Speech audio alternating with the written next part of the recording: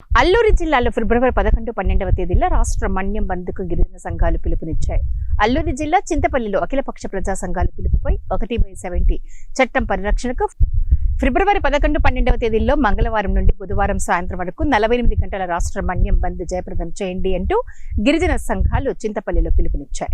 రాజ్యాంగ పరిధిలో ఉన్న అసెంబ్లీ స్పీకర్ చింతకాయల అయ్యన్న పాత్రుడు 1/70 చట్టం సవరణ వ్యాఖ్యలు వ్యతిరేకించాలని పిలుపునిచ్చారు. 1/70 చట్టాన్ని పటిష్టంగా అమలు చేయాలి.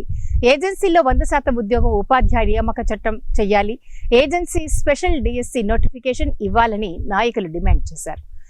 జయప్రదం చేయండి.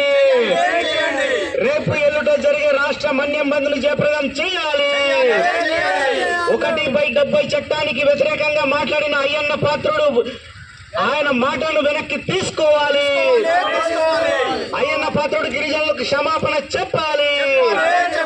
వర్ధిల్లాలి ఆదివాసీల ఐక్యత. రేపు ఎల్లుండి జరిగే రాష్ట్ర మన్యం బంద్ను జయప్రదం చేయాలి. వర్ధిల్లాలి ఆదివాసీల ఐక్యత. 1/70 చట్టాన్ని పటిష్టంగా అమలు చేయాలి.